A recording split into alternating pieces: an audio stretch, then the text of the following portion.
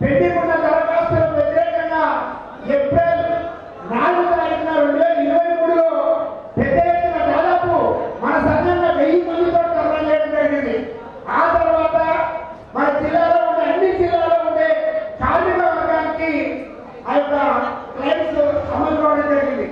చాలా మందికి మీ అందరికీ తెలుసు 2006లో అంటే 1996లో చట్టం వచ్చిన 2009లో ఇది అమలైన చివరికి ఆ రోజుల్లో ప్రొవైడ్ మన కార్మికులకు డెలివరీ అయితే 5,000 ఇచ్చేవాళ్ళు, మ్యారేజ్ అయితే 5,000 ఇచ్చేవాళ్ళు, చనిపోతే 10,000 ఇచ్చేవాళ్ళు, యాసంలో చనిపోతే 2 లక్షలు ఇచ్చేవాళ్ళు. ఆ రోజు నుంచి ఈ రోజు డెలివరీ అయితే 30,000 ఇస్తా ఉన్నారు. అంటే 5,000 నుంచి 30,000 ఎలా పెరిగింది? మనం నిరంతరంగా పోరాటం చేయడం అనేది పెరిగింది. ఇది హైదరాబాద్ లో ఉండే కమిషనర్ కార్యాలయంలో ధర్నా చేయడము, మామూలులో ఉండే టీచర్ కార్యాలయంలో ధర్నా చేయడము, ఈ ధర్నాకు అధిక సంఖ్యలో పాల్గొన్నారు. దాదాపు హైదరాబాద్కి అయితే దాదాపు 2,000 నుంచి 3,000 మంది పెద్ద ఎత్తున రావడం వల్లనే ఆ రోజు మన పెండింగ్ దరఖాస్తులతో పాటు 5,000 క్లెయిమ్ని 30,000 వేయడం జరిగింది. 40,000 క్లెయిమ్ని ₹1,00,000 చేయడం జరిగింది. 2 లక్షలు 6 లక్షలు చేయడం జరిగింది. అయితే మన పోరాట ఫలితం అనే ఈరోజు పేరుని మనం అర్థం చేసుకోవాలి. ప్రధానంగా భవన నిర్మాణ కార్మికులు రాష్ట్ర వ్యాప్తంగా వందలాది మంది వేలాది మంది కార్డు తీసుకున్నారు కానీ రెన్యువల్ కావట్లేదు, రెన్యువల్ చేసుకోవట్లేదు. ఎందుకు రెన్యువల్ చేసుకోవట్లేదు అని అడిగితే ఈరోజు సైట్ ప్రాబ్లం వస్తుంది. ఈ సైట్ వల్ల దాదాపు ఆగస్టు 8వ తారీఖు నుంచి ఈ పోయిన సంవత్సరం ఆగస్టు 9వ తారీఖు నుంచి నేటి వరకు అక్టోబర్ వరకు దాదాపు 2 నెలల నుంచి 3 నెలలు సైట్ ఆగిపోయింది. అంటే భవన నిర్మాణ కార్మికుల రిజర్వ్స్ కావచ్చు, కొత్త రిజిస్ట్రేషన్స్ కావచ్చు, క్లెయిమ్లు కావచ్చు, వీటన్నిటినీ ఆపిండు. ఈ ఆపడం వల్ల చాలా మందికి నిర్లక్ష్యంగా ఇక ఏమొస్తావో ఎన్నిసార్లు దరఖాస్తు పెట్టుకున్నా రావు కదా, ఇక ఎందుకులే అని చెప్పేసి మనంతా కార్మికులంతా చాలా బాధల్లో ఉండేది. నిజానికి మళ్ళీ ఒకసారి ఉద్యమం చేయాలని చెప్పేసి నవంబర్ 23న హైదరాబాద్కు దాదాపు ఒక 3,000 మందితో ధర్నా చేయడం జరిగింది. ఆ తర్వాత మన సైట్ ఓపెన్ అయింది. తర్వాత మనకున్న మహబూబ్నగర్ జిల్లాలో 6,000 దరఖాస్తులు పెండింగ్ ఉంటే అవి పరిష్కార దిశగా ఫిబ్రవరి 22వ తారీఖు వరకు పరిష్కరించడానికి ఈరోజు రాష్ట్ర ప్రభుత్వం కనబడుతున్నది. అంటే ఏదైనా అడిగితేనే తప్ప పరిష్కరించబడుతుంది, అడిగితేనే కానీ అమ్మపోబడుతుంది అని ఏ పద్ధతులు ఎత్తున్నామో రాష్ట్ర ప్రభుత్వం కూడా మనం కాడిచ్చింది మీ ఇష్టం అంటుంది. మీరు ఇష్టం ఉంటే అర్థం చేసుకోండి, లేకపోతే లేదంటుంది. కానీ మన సంఘం తరఫు నుంచి ఇల్లు తిరిగి అయ్యా మీ పాప డెలివరీ అయింది, మీ పాప మ్యారేజ్ అయింది కాబట్టి మీ ఇంట్లో చనిపోయింది కదా, కాడుంటే డబ్బులు వస్తారని మనల్ని ఊళ్ళో తిరిగి ఈరోజు గవర్నమెంట్ దరఖాస్తు పెడతా ఉన్నాం. దరఖాస్తు పెట్టడమే కాకుండా ఆ దరఖాస్తు అమలు కాకుంటే ఏ విధంగా కొట్టాడాలో, ఏ విధంగా అడగాలో మన గతంలో క్లైమ్ ఉండాలందరూ కూడా చంద్రబాబు నాయుడు కార్యక్రమం తీసుకొని మనం ఒకసారి టీచర్లను ముట్టడించడం జరిగింది.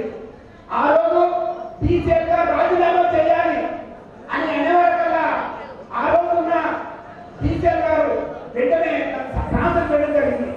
ట్రాన్స్ఫర్ చేసినట్టే ఇప్పుడు వచ్చిన టీచర్ గారు కూడా నిర్లక్ష్యం ఉన్నాడు, ఈయన మీద కాంప్లైంట్ చేయడం జరిగింది. వాళ్ళంతా భయపడతా ఉన్నారు. అంటే కార్మికుల యొక్క బలం, నిజంగా కార్మికులు అనుకుంటే ఏదైనా సాధిస్తాము అనే ఉదాహరణలో ఈరోజు టీచర్ గారిని అంటే ట్రాన్స్ఫర్ చేయడం కావచ్చు, క్లైమ్లు తొందరగా అమలు కావచ్చు, ఇవల్ల కూడా కార్మికుల ఉద్యమే పద్ధతి తప్ప మరొకటి కాదని మనం అర్థం చేసుకోవాలి. మిత్రులారా, మనము పౌరుల కార్మిక సమస్యలే కాకుండా ఈరోజు మేము చాలా గ్రామాలకు తిరిగాము. మాకేమవుతుందంటే పెద్ద పెద్ద షాపుల్లో తిరిగి అయ్యా మా మీటింగ్ ఉంది, మాకు మీకు సాయం చేయండి అని అడిగినాం. కొంచెం వినాలి కదా, ఎందుకంటే మన మీటింగ్ 3వ రాష్ట్ర మహాసభలో ఉంటుంది. అది పెద్ద పెద్ద షాపులో పెద్ద పెద్ద అంటే సిమెంట్ షాపులు కావచ్చు, స్టీల్ షాపులు కావచ్చు, ఎలక్ట్రిక్ షాపులు కావచ్చు, పెద్ద పెద్ద టైల్స్ వాళ్ళు కావచ్చు, పునర్ షాపులు కావచ్చు, ఇంకా పెద్ద పెద్ద కలిస్తే వాళ్ళు ఏమన్నారంటే మాకేం సంబంధం అని మాట్లాడుతున్నారు. అసలు మనం పంట చేయకుంటే పంట షాప్ నడుస్తుందా? మనం ఎలక్ట్రిషియన్ పని చేయకుంటే ఎలక్ట్రిషియన్ పని నడుస్తుందా? మనం పెయింట్ పని చేయకుంటే పెయింట్ అమ్ముతారా? మన స్టీల్ కొనుక్కుంటే స్టీల్ అమ్ముకోతుందా? మన సిమెంట్ వాడకుంటే సిమెంట్ షాపులు నడుస్తాయా? అది ఏమని సార్ మీరు మాట్లాడతారు? మేము లేకుండా మీ సిమెంట్ షాప్ ఎలా నడుస్తుంది? మేము లేకుండా ఎలక్ట్రిక్ సామాన్ ఎలా అమ్ముడవుతుంది? మేము లేకుండా పెయింటింగ్ ఎట్లా పెయింట్ ఎట్లా ఉంటుంది? పెయింట్ ఎట్లా ఖర్చు అవుతుంది? మేము లేకుండా ఏదైనా నడుస్తుందా ముందకంటే ఏది నడుస్తుంది మీరు అర్థం చేసుకోవాలి. ఎందుకంటే కార్మికుల నివారణ లేకుంటే ఈ దేశం వ్యాపారాలు మొత్తం కూలిపోతాయి. వ్యాపారాలే కాదు కంపెనీలు మూతపడిపోతాయి. మీరు చూడండి, కార్మికులు మొత్తం ఒక వారం రోజులు ఇంకా మనం పనిచేసాం అనుకోండి, వారం రోజులు పనిచేస్తే ఫ్యాక్టరీ మొత్తం పదవుతాయో చూడండి. కానీ మనలో ఎంతో మంచి తక్కువ, మనలో ఆకలి పోరాటం ఉంది. మనం రోజు పని చేస్తే తప్ప కడుపులేని పరిస్థితిలో ఉన్నాం. కాబట్టి ఈరోజు రాష్ట్రంలో జిల్లాలో వేలాది కదలాలి. అయినా అంటే పనులు మనకు పుట్టగలిగిన పరిస్థితి ఈరోజు ఉంది. ఇంత పుట్టగలిగిన పరిస్థితి ఉంటే కూడా మన ఇంతమంది వచ్చి ఈ యొక్క సభను విజయవంతం చేయడం జరిగింది. నిజానికి చాలా మందికి కార్యక్రమాలు ఉన్నాయి, లేవని కాదు. అయినా కానీ మనం త్యాగం చేసి తెలుసుకుందాం, నేర్చుకుందాం. నిజంగా పోరాటం చేయడం వల్ల ఈ వ్యవస్థ మారుతుంది, మా కుటుంబం మారుతాయి, మా కుటుంబాలు మారుతాయి, మా ఊరు మారుతుంది, మాకు భద్రత జీవితం వస్తుంది అన్న నమ్మకంతో ఈరోజు మనమంతా ఈ యొక్క సభకు రావడం జరిగింది. కాబట్టి ఈ సభకు మనం ఏం నేర్చుకోవాలంటే, మిత్రులారా, ఈ సభకు మనం ఏం నేర్చుకోవాలంటే ఐక్యమత్యం ఉండడం వల్ల, ఐక్యంగా మనం ఉద్యమం చేయడం వల్ల మన సమస్యలు పరిష్కరించబడతాయి, మన బతుకులు మారుతాయి. మన బతుకులు మానే కాదు, ఎవరైతే దోపిడీ చేస్తున్నాడో, ఎవరైతే మన మీద ఆధిపత్యం చెలాయిస్తున్నాడో, మనని తొక్కాలనుకుంటున్నాడో వారికి గుణపాఠం చెప్పే స్థాయి కూడా మనం ఎదుగుతామని మన ఈ సందర్భంగా గుర్తు చేస్తుంది. ఎందుకంటే మీరు ఎక్కడైనా చూడండి, 100 మంది కలిస్తే చాలు, అవతల ఎంత మనవాడైనా సరే వెళ్ళిపోతాడు. మన తిండిగా లేకుండా సరే, చేతిలో పని లేకుండా సరే, కానీ 100 మందిని ఐక్యమైతే చాలు, అవతల భయపడడం అంటే ఐక్యమత్యం. మన శక్తి ఏంటంటే ఐక్యమత్యం. మన ఎంత ఐక్యమత్యం ఉంటే అంత శక్తి వెళ్తుంది. అంత శక్తి కలిగితే అవతల దోపిడిదాడు ఆగిపోతాడు. అట్లా దోపిడి ఆగిపోవాలంటే మన శక్తి పెంచుకోవాలి. శక్తి పెంచుకోవడం అంటే మనంత ఐక్యమత్యం ఉండాలి. ఐక్యంగా గ్రామాన్ని కానీ, పల్లె కానీ, పట్టణం కానీ, మన కార్మిక వర్గాన్ని కానీ ఐక్యం చేయాలి. మన కార్యక్రమం చూసుకోవడం కాదు. ఇది ఆటో కార్మికులు ఉన్నారు, అవతల విద్యుత్ కాంట్రాక్ట్ వర్కర్స్ ఉన్నారు, తర్వాత ఎస్పీఎల్ కార్మికులు, రకరకాల వాళ్ళు ఉన్నారు. వాళ్ళంతా మా సోదరులు, వాళ్ళంతా కార్మిక వర్గంతో కలిసినే వాళ్ళు. అంటే రేపు వాళ్ళకి సమస్య వచ్చినా, మన సమస్య వచ్చినా, మనం ఓళ్ళు మద్దతు చేయడం, ఓళ్ళు మద్దతు చేయడము అంతా కలిస్తే కానీ మనమంతా ఈ వ్యవస్థను మార్చుకోగలుగుతాం. అట్లా మార్చుకోగలిగినప్పుడే మన భక్తులు మారుతాయి. ఇదే విషయాన్ని రష్యాలో 1917లో కార్మిక వర్గం అంతా కలిసి ఏకైనా ఉద్యమం చేయడం వల్లే మన రష్యాలు ఇంట్లోకి వచ్చింది. అక్కడ భక్తులు మారాయి.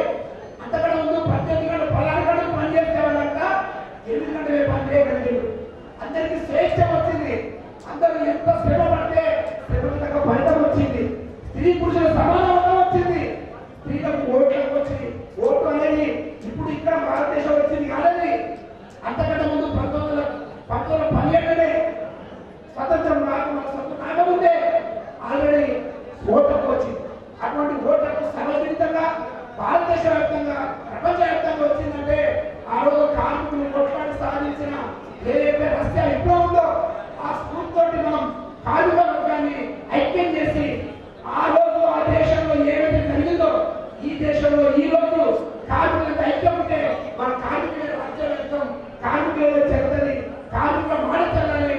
కార్మికులు మాట ఎప్పుడైతే చెల్లుతుందో అప్పుడే మన బతుకులు మారుతాయి, మన జీవితాలు మారుతాయి. అట్లా మార్చుకోవాలని చెప్పేసి, అట్లా మార్చుకోవడానికి మీరందరూ కూడా ప్రయత్నించాలని, మీ గ్రామాల్లో కమిటీలు వేసుకోవాలి. ప్రధానంగా కమిటీలు వేసుకోవాలి. ఏ గ్రామం ఉన్నా 10 మంది వేసుకున్నా సరే, ప్లంబర్ వర్కర్లు, ఎలక్ట్రీషియన్లు, సిమెంట్ వేసేవాళ్ళు,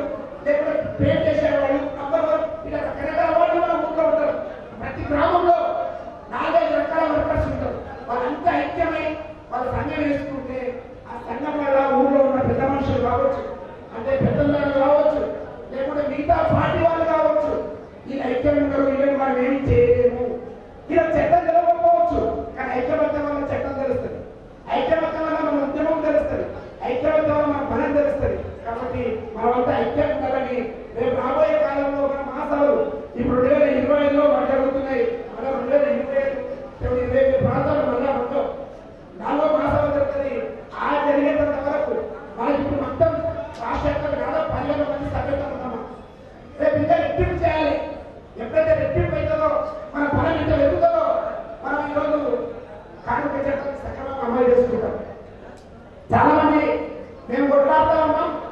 పైన కారణం లక్షలు తింటు మీ అందరూ తెలుగులో చాలా మంది పేదవాళ్ళు పైన కారణం ఉన్నాం. మేము 30,000 ఇప్పిస్తే పైసలు ఇప్పిస్తామని చెప్పేసి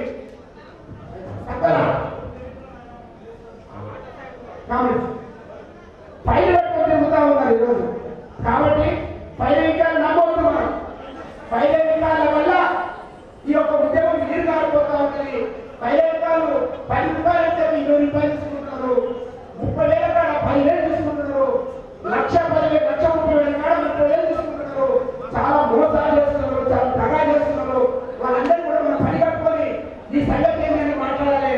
మన స్వతంత్రంగానే సంఘం తరపు నుంచే అప్లై చేయాలి. ఏ కార్డున్నా రెన్యువల్ ఉన్నా క్లైమ్ ఉన్నా ఎవరైతే తీసుకుంటారో వాళ్ళందరూ కూడా మన సంఘం తరపు నుంచి అప్లై చేసుకోవాలి. సంఘం బాధ్యత వహించాలి. సంఘం నుంచే పైసలు రావాలి, డబ్బులు రావాలి. సంఘానికి కూడా సాయం చేయాలి. అక్కడ సంఘం వల్ల ముందుకు పోతుంది కాబట్టి సంఘం వల్ల పరిష్కారం అవుతుంది కాబట్టి సంఘం నమ్మాలి. అక్కడ పరిష్కారం అయినప్పుడు ఊళ్ళో జనమంతా కూడా సంఘం మీద తీస్తారు. సంఘం ఎప్పుడైతే చూడగలుగుతారో ఆ ఊళ్ళో ఉన్న సర్పంచ్ అయినా వార్డు మెంబర్లు అయినా ఎవరైనా సరే తప్ప వాళ్ళు మార్గం లేదు. చూడండి మీరు ఎక్కడైనా 100 మందిని ఏకమై ఊళ్ళో మాట్లాడితే సర్పంచ్ మన మాట గెలవాలా, సర్పంచ్ మాట్లాడుతున్నా. మీరు ఒకసారి ఆలోచించండి. 100 మంది ఏకమై ఒక మాటని నిలబడితే సర్పంచ్ కూడా మన మాట వచ్చిన ఎమ్మెల్యే కూడా మన మాట మనం నిరూపించాలి. ఇప్పుడు ఉదాహరణ మనకి ఇల్లు లేవు చాలా మందికి. నిజానికి ఇల్లు లేదు అంటారు. మనం ఎమ్మెల్యేలు ముట్టడిస్తే గ్రామాల్లో ఎమ్మెల్యే వస్తాడు. అయ్యా నీకు ఇల్లు ఇన్నాడు ఎవరికి ఇస్తున్నా ఎల్లుడు మీ కార్యకర్తలకు ఇస్తున్నాడు. వాళ్ళకి ఇల్లు ఇస్తా లేదా ప్రశ్న చేస్తలేము. ఎవరైతే నీ కార్యకర్త జెండం వస్తే వాళ్ళకి ఇస్తారు. ఎవరైతే జెండం లేదో వాళ్ళకి నీళ్ళు అంటే నీవు ముట్టతోటి చీలుస్తున్న ఊరిని ఐక్యమత్యం చేస్తలేవు. ఒక ఎమ్మెల్యేగా ఏం చేయాలి? ఐక్యమత్యం చేయాలి. ఊరిని మీరు అంతా ఉంటేనే నేను అనే మాట మాట్లాడతారు బయటికి. కానీ తీరా బయటకు వెళ్తామని ఏం చేస్తారు? అయ్యా మన ఎవరో వాళ్ళకి మాత్రం ఏమని మళ్ళీ చెప్తారు. అదే కార్యకర్తలు అదే బయటికి చెప్తారు. ఎంత మోసమైన మాట మాట్లాడుతుంది, అంత మోసం. ఇది మనం గ్రహించాలి. జరుగుతుందా లేదా? గ్రామానికి జరుగుతుందా లేదా? ఏ ఊరైనా చూసుకోండి. ఎమ్మెల్యే వచ్చే ఏం జరుగుతుంది, ఎమ్మెల్యే రాకుండా ఏం జరుగుతుంది చూడండి. కాబట్టి మనం చాలా విషయాలు ఆలోచన చేయాలి. ఎందుకంటే ఐక్యమత్యం లేకపోవడమే మనకు చాలా నష్టం జరుగుతుంది. ప్రధాన మీరందరూ ఐక్యమత్యం ఉంది. మన సంఘాన్ని భుజాన్ని వేసుకోవడం తీసుకోవాలని కోరుతా ఉన్నాను. అదేవిధంగా ఈరోజు మనకి ఉన్న సంక్షేమ పథకాలు అనిపిస్తుంది 30,000 ఇస్తారు. డెలివరీ అయితే నేనైతే 30,000 ఇస్తారు. నిజానికి ఈరోజు డెలివరీ అయితే 30,000 ఖర్చు అవుతుందా? 1,00,000 రూపాయలు ఖర్చు అవుతుంది. 1,00,000 రూపాయలు న్యాయం అయితే 1,00,000 రూపాయలు ఖర్చు అవుతుంది. అయితే ఇప్పుడు గవర్నమెంట్ 1,00,000 రూపాయలు ఇస్తుంది కదా, కళ్యాణ పేరుతోటి ఇస్తుందా లేదా? కళ్యాణ పేరుతోటి మనం డబ్బులు కట్టుకున్నా ఏ డబ్బులు ఇస్తున్నాం. మరి మనం డబ్బులు కట్టే కదా లేబర్ కాడగా మనకి 1,00,000 రూపాయలు ఇస్తే నష్టమేంటి? గవర్నమెంట్ నష్టమే లేదు కదా. అది ఆలోచించలేదు. ఎందుకంటే అది ఎన్నికల నుంచి వచ్చింది కాబట్టి మాట్లాడతారు. దీంట్లో ఇస్తే కార్మికులు ఐక్యం పెట్టారండి. కార్మికులు ఐక్యం కావాలంటే ఏం చేయాలి? కళ్యాణ లక్ష్యం పెట్టాలి. కళ్యాణ లక్ష్యం ఎవరికి అడిగిందా? కళ్యాణ లక్ష్యం ఎవరు అడిగిండు? నీవు పౌర్ణిమల కార్మిక సంఘం బాబు కార్మిక సంక్షేమ బోర్డు నీవు కళ్యాణ పెళ్లి చేసుకుంటే 30,000 కదా, ఆ 30,00,000 రూపాయలు పెంచు. నీకు అందరు కార్మికులు ఉన్నారు కదా, కార్మికులకు ఇచ్చేసే, కార్మిక శాఖ నుంచి ఇచ్చేసే. అప్పుడు వాళ్ళంతా ఐక్యమత్యం పెట్టారు కదా. నువ్వు అట్లా రాకుండా ప్రత్యేక కళ్యాణ లక్ష్యం పెట్టదు. ఎందుకంటే కళ్యాణ లక్ష్యం పేరు అంటే నీ మంది కార్యకర్తలకు మాత్రం అంటే ఓటర్ రాజకీయం చేయడం తప్ప రెండో మార్గం లేదు. చాలా బాగా అర్థం చేసుకోవాలి. ఓటర్ రాజకీయాలు నడుస్తున్నాయి దేశంలో, రాష్ట్రంలో. అట్లా ఓటర్ రాజకీయాలు కావాలా లేకపోతే ఉద్యమం ద్వారా సాధించుకోవాలా అర్థం చేసుకోవాలి. ఉద్యమాలు చేయడం వల్ల తెలంగాణ వచ్చింది. ఉద్యమాలు చేయడం వల్లనే భారత స్వతంత్రం వచ్చింది. ఉద్యమాలు చేయడం వల్లనే మన బతుకు మాత్రమే మనం అర్థం చేసుకోవాలి. ఎప్పుడైతే ఐక్యమత్యంగా మనం లేకూడమో పట్టించుకోవడం సరే మామూలుగా ఈక కూడా బలమైపోతున్నప్పుడు మన ఐక్యమత్యం లేకుండా కూడా ఈక కూడా బలమైపోయేవాళ్ళని దాడి చేస్తారు. కాబట్టి మన ఐక్యమత్యం ఉండాలి. ఐక్యమత్యం ఉండడం వల్ల మన సంక్షేమ పథకాలు అయితే ఇక్కడ డీసీఎం లేబర్ ఆఫీసర్ అంతా కూడా భయపడతారు. కొంతమంది రేపు లేబర్ ఆఫీసర్ 100 మంది నిలబడతారు. వాళ్ళు ఉంటాడు. ఎట్లా ఉంటాడు? ఎందుకు ఉంటాడు?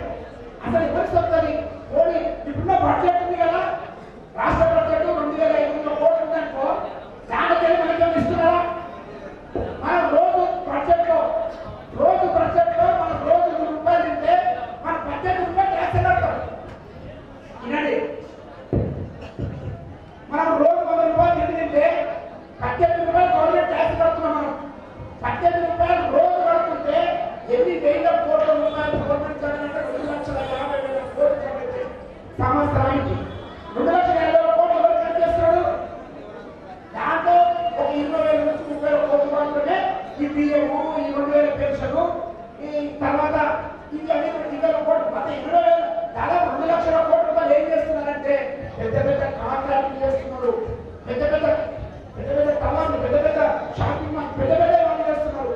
దానివల్ల రాష్ట్ర ప్రభుత్వంలో ఉండే ధనవంతులకు, కోటీశ్వరులకు, ఎమ్మెల్యేలకు వాళ్ళకి మాత్రమే లాభం తప్ప మనకి ఏమాత్రం లాభం లేదు. చాలా మంది నేను అంటున్నారు రేవంత్ రెడ్డి వచ్చిన తర్వాత సంక్షేమంగా సక్రమంగా అమలు అవుతుంది. నిజంగానే 6 గ్యారెంటీలు అమలు కావట్లేదు కదా, మనందరికీ కోపాలు వస్తున్నాయి కదా. మరి మనకెళ్ళ కోపాలు వస్తాయి, కాంట్రాక్టర్ కోపం రావాలి కదా. కాంట్రాక్టర్ ఉండదు, పెద్ద పెద్ద కాంట్రాక్టర్ మరి వాళ్ళకి పిల్లి కావాలి కదా. వాళ్ళ పిల్లలు అయితే మనకి పిల్లలు కదా, వాళ్ళే మనం పిల్లే కదా. మన 2004 పెన్షన్ కదా, 4 పెన్షన్ కదా, 4 పెన్షన్ కదా. మన కోపం వచ్చింది, నిజంగా కోపం రావాల్సిందే, కోపం రాకపోతే కాదు. కానీ మరి వాళ్ళకేమి కోపం వస్తలేదు, ధనవంతుల కోపం ఎందుకు వస్తలేదు అంటే మేమంతా ఒకటే, ఎప్పటికైనా మా పని చేస్తుంది, పని నడుస్తుంది. కాబట్టి కోపం కావాల్సిన అవసరం లేదు. ఆయన వినగాకపోతే ఇంకోరు ఎన్నుకుంటాం, ఇంకోరు ఎన్నుకుంటాం, ఎన్నుకొని మా పనులు అంటే మా పని చేసుకుంటాం. ఇప్పుడు కేసీఆర్ ఎన్నుకుంటాం, రేపు రేవంత్ రెడ్డి ఎన్నుకుంటాం, మళ్ళీ కేసీఆర్ ఎన్నుకుంటాం. అంటే వాళ్ళ పనులు కట్టుకోవడానికి మాత్రమే ఈరోజు రాజకీయాలు నడుస్తాయి తప్ప ప్రజల సంక్షేమం కోసం నడుస్తలేవు. కాబట్టి మనం అర్థం చేసుకోవాల్సింది ఏంటంటే ఇదంతా మనలో కాదు. అంటే ఈ తెలుగుదేశం, కాంగ్రెస్, టీఆర్ఎస్ మిగతా పార్టీలు ఏవైతున్నాయో అవి ధనవంతుల కోసం ఉన్నాయి తప్ప అలాంటి పేదల కోసం లేవు అని మనం అర్థం చేసుకోవాలి.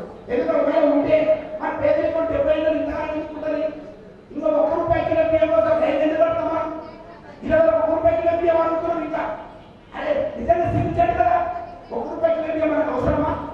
నిజంగా మనకు చట్టం ప్రకారం కూలి వచ్చిందనుకో మనకు 1 రూపాయి కిలో బియ్యం అంటామా? ఒక ఎంఆర్ అడుగుతారా 1 రూపాయి కిలో బియ్యం? ఒక అటెండర్ అడుగుతారా? ఒక టీచర్ అడుగుతారా? అడగరు కదా. ఎందుకు అడగరు? మనకు సరిపోయేంత తిండి ఉంది కాబట్టి అడగరు. మనకు సరిపోయే తిండి లేదు కాబట్టి మనం అడుగుతాం. అంటే అడిగే దుస్థితి దేశంలో ఇంకా ఉంది. కాబట్టి ఈ దేశం ఇంకా పేదరికంలో ఉంది, దరిద్రంగా ఉంది. ఈ దరిద్రం నుంచి బయట పడాలంటే మనమంతా ఐక్యమత్యంగా గ్రామాల్లో ఒక సంఘం, పవర్ నిర్మాణ కార్మిక సంఘమే కాకుండా తోటి సంఘానికి